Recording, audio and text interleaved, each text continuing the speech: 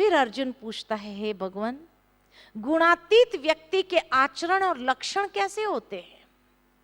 गुणों से परे, गुणों से अतीत जो व्यक्ति होते हैं उसका आचरण और लक्षण कैसे होते हैं?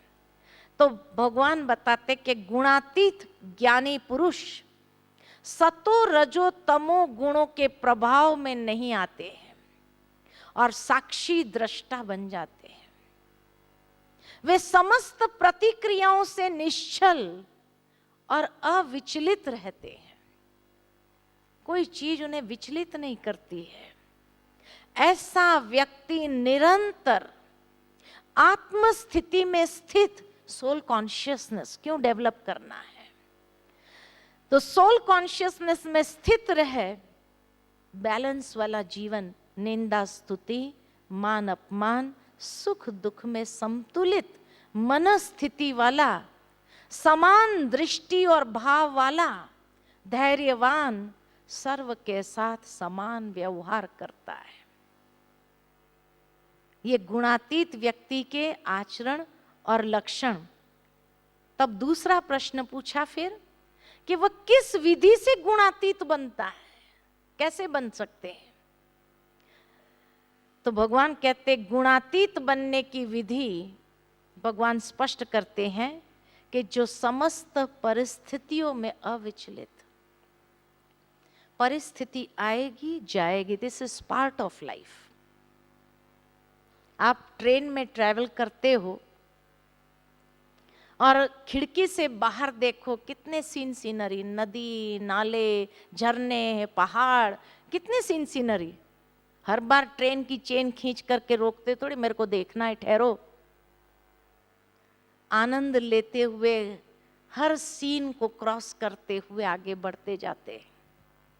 और जो ऐसा आनंद लेते हुए जाते हैं वो जर्नी कंप्लीट होने के बाद भी रिफ्रेश्ड रहते हैं। लेकिन जो उसका आनंद नहीं ले पाते हैं, ट्रेन में बैठे हैं बस बातचीत में ही समय, तो इतने अच्छे दृश्य मिस कर देते हैं। और जो ट्रेन में बैठे भी किसके साथ मतभेद में आकर के लड़ाई झगड़ा शुरू कर दिया तामसिक प्रकृति के आधार पर, यही बात है। तो भगवान कहते हैं वह समस्त परिस्थितियां तो आएगी, they are part of life, लेकिन उसमें अविचलित भाव रख अव्यभिचारी भक्ति योग, सिर्फ एक को याद करते हैं। अव्यभिचारी भक्ति योग के द्वारा प्रकृति के गुणों के प्रभाव से परे हो जाता है, वह मेरे सानिध्य में आ जाता है, क्योंकि मैं ही अविनाशी अमृत, शाश्वत धर्म और परम सुख, परम आनंद का आश्रय हूं। तो वो मेरे सानिध्य में आने से ही प्राप्त होता है। बिना परमात्मा के सानिध्य से ये गुणातीत स्थिति नहीं आ सकती है। कोई सोचे मैं अपने आप करूं, नहीं कर सकेंगे। परमात्मा की शक्ति, वो स्रोत, उसकी आवश्यकता है, तभी उसको अनुभव कर सकते हैं। और फिर 15वें अध्याय में पुरुषोत्तम योग है। संसार एक ऐसा वृक्ष है, बहुत गुह्य बातें हैं इसमें भी। संसार को वृक्ष के रूप में बताया, क्योंकि भगवान बार बार कहा मैं ये मनुष्य सृष्टि का बीज रूप हूं। तो बीज रूप है तो कैसे है? तो कहा यह संसार एक ऐसा वृक्ष है जिसका मूल ऊपर है और वृक्ष नीचे है, और नीचे प्रकृति पर्यंत उनकी शाखा प्रशाखाएं हैं। जो इस वृक्ष को मूल सहित जान लेता है वह ज्ञानी है। प्रथम श्लोक से लेकर 6ठे श्लोक तक संसार वृक्ष एवं परमधाम का विषय लिया गया है। 7वें श्लोक से लेकर 11वें श्लोक तक जीवात्मा की संस्कारों के अनुसार उनकी गति, 12वें श्लोक से लेकर 15वें श्लोक तक परमात्मा की अभिव्यक्ति, और 16वें श्लोक से लेकर 20वें श्लोक तक, सबसे छोटा अध्याय यही है, 20 श्लोकों का, अक्षर अक्षर और पुरुषोत्तम का ज्ञान दिया गया है। बहुत सुंदर तरीके से वो चक्र जैसे एक्सप्लेन किया, सतयुग, त्रेता, द्वापर, कलयुग, ब्रह्मा का दिन और रात्रि। इस तरह से अभी वृक्ष के रूप में इसको भगवान स्पष्ट करते हैं कि ये संसार एक वृक्ष है जिसका मूल ऊपर है और नीचे प्रकृति पर्यंत उनकी शाखा प्रशाखाएं हैं। ये शाखाएं कौन सी है उसको भी देखेंगे। ये कल्प वृक्ष अविनाशी परंतु नित्य परिवर्तनशील है, क्योंकि हर घड़ी कोई ना कोई नए पत्ते आते रहते हैं। ये पत्ते आत्माएं हैं जो ऊपर से नीचे आती है, इसीलिए हर आत्मा एक पत्ता है इस अविनाशी वृक्ष के। जो शाखाएं हैं ये धर्म की शाखाएं हैं। हिंदू धर्म की एक शाखा है, जड़ में है, थूर में है देवता धर्म, आदि सनातन देवी देवता धर्म, ये थूर में है। हिंदू कोई धर्म नहीं है, नहीं तो हिंदू धर्म का स्थापक कौन, किसने स्थापन किया? हिंदुस्तान से हिंदू नाम आया। जैसे यूरोप में रहने वाले को यूरोपियन कहते हैं, यूरोपियन कोई धर्म नहीं है। इंडिया में रहने वाला इंडियन तो इंडियन कोई धर्म नहीं, हिंदुस्तान में रहने वाला हिंदू तो हिंदू कोई धर्म नहीं है। लेकिन यूरोप में रहने वाले क्रिश्चियन धर्म का स्थापक क्राइस्ट है। इस्लाम धर्म का स्थापक इब्राहिम है। जैन धर्म का स्थापक महावीर स्वामी है। बौद्ध धर्म का स्थापक महात्मा बुद्ध है। तो हिंदू धर्म का स्थापक, हिंदू धर्म का स्थापक हिंदू धर्म ही नहीं है, हिंदू का ओरिजिन है सनातन धर्म। हिंदू लोग किस धर्म के हैं? सनातन धर्म के हैं। हिंदू कोई धर्म नहीं है। ये तो हिंदुस्तान में रहने वाले हिंदू, ये विदेशियों ने नाम दे दिया, तो हिंदू कोई धर्म नहीं है। हिंदुओं का ओरिजिनल धर्म है सनातन धर्म, और उसका पूरा नाम है आदि सनातन देवी देवता धर्म, जो स्वयं परमात्मा ने स्थापन किया। दैवी संस्कार भरे उस देवता धर्म में जाने के लिए, उस सनातन धर्म में। इसलिए कहा मैं अधर्म का नाश और सत्य सनातन धर्म की स्थापना करता हूं। तो करने वाला कौन हुआ? परमात्मा। जो अजन्मा है वो अवतरित होते हैं, तब वो सनातन धर्म की स्थापना करते हैं। मना हम लोग कितने भूले हुए हैं अपने धर्म के विषय में। तो ये कल्प वृक्ष अविनाशी है परंतु नित्य परिवर्तनशील है, जिसका बीज रूप परमात्मा है। कोई भी इसका आदि मध्य और अंत को समझ नहीं पाता है, क्योंकि इस जगत में इसके वास्तविक स्वरूप को देखा नहीं जा सकता है, क्योंकि यहां ऐसा कोई वृक्ष ही नहीं है। इस संसार में सारे वृक्ष नीचे बीज और ऊपर है। ये एक ही कल्प वृक्ष है जिसका मूल ऊपर, बीज ऊपर और सारा वृक्ष नीचे फैला हुआ।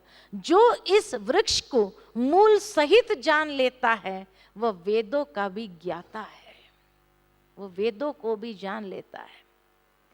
अब इस वृक्ष के बारे में बताते हैं कि इस वृक्ष की शाखाएं प्रकृति के तीनों गुणों द्वारा पोषित है। इनकी टहनियां इंद्रिय विषयक है, जो मनुष्य को कर्मों के अनुसार बंधन में बांधती है। तीन गुणों, इसलिए नीचे गोल्डन कलर जो सात्विक गुण वाले सतयुग के अंदर दिखाए। फिर धीरे धीरे त्रेता युग भी जब समाप्त होता है तब तक ये सात्विक क्वालिटीज चलती है। फिर द्वापर में राजसिक क्वालिटीज शुरू होती है और कलयुग के अंदर तामसिक क्वालिटी होती है।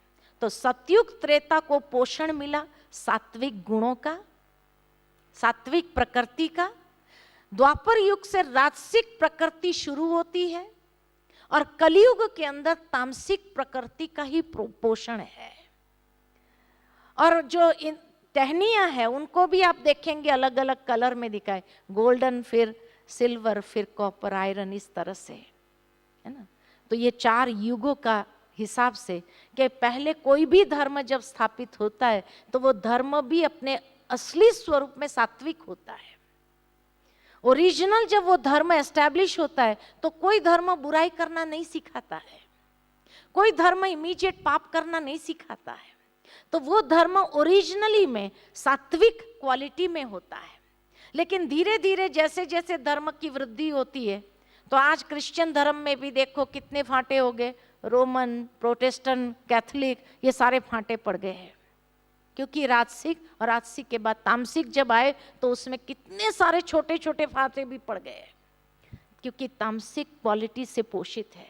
इसी तरह इस्लाम धर्म में भी देखो, और उसमें कितने झगड़े होते हैं, इसीलिए उसमें भी फांटे हैं। हिंदू धर्म में तो कितने फांटे हो गए, असंख्य। जैन धर्म में श्वेतांबर, दिगंबर, सब उसमें भी फांटे पड़ गए। तो ओरिजिनल हर धर्म सात्विक प्रकृति में क्रिएट होता है। लेकिन जैसे जैसे समय आगे बढ़ता है वैसे इतने फांटे पड़े। और ये फांटे किसने बनाए? किसने बनाए? मनुष्य ने बनाए, भगवान ने नहीं बनाए, मनुष्य ने बनाए। और इसीलिए जब मनुष्य उनको बनाते हैं तो झगड़े इसलिए निरंतर चलते रहते। इसीलिए भगवान कहते हैं वो कर्मों को बांधने वाला है, क्योंकि इंद्रिय विषयक है जो मनुष्य को कर्मों के बंधन में बांधते हैं। फिर भगवान कहते हैं मैं परमात्मा स्वयं उस आदि पुरुष के तन का आधार लेता। जब कलयुग का अंतिम समय आता है, अधर्म चरम सीमा पर होता है, तब भगवान भी एक साधारण मनुष्य का तन का आधार। और वो पुरुष कौन है? तो कहा आदि पुरुष, आदि देव। इसलिए उसका भी गायन सब धर्म में है। हिंदू धर्म में जिसको आदि पुरुष कहा उसको ब्रह्मा कहा, प्रजापिता ब्रह्मा, जो प्रजा का पालन करने वाला पिता के समान है। प्रजापिता ब्रह्मा, ब्रह्मा माना नई सृष्टि की रचना करने के लिए निमित्त। उसी को ही इस्लाम धर्म में कहा आदम, आदम बीबी, ब्रह्मा सरस्वती को ही कहा आदम बीबी। और उसी को ही क्रिश्चियन धर्म में कहा एडम एंड ईव। तो जैन धर्म में कहा आदिनाथ, आदिनाथ कहते हैं। तो इसीलिए उस आदि पुरुष का तन का आधार लेता हूं, जहां से ये पुरातन प्रवृत्ति प्रसूदित होती है। वह आदि पुरुष कैसा है? क्यों उसका तन लिया मैंने? तो वह आदि पुरुष वैराग्य रूपी शस्त्र द्वारा तमोगुण की मजबूत जड़ों को काटकर परम पद को प्राप्त करता है। इसीलिए कहा जाता ब्रह्मा सो विष्णु, विष्णु सो ब्रह्मा, एक साइकिल है। ब्रह्मा सो विष्णु, वैराग्य के द्वारा उन जड़ों को काट करके विष्णु परम पद को प्राप्त करता है ना। उसके बाद किन गुणों से संपन्न साधक उस परम पद को प्राप्त करता है?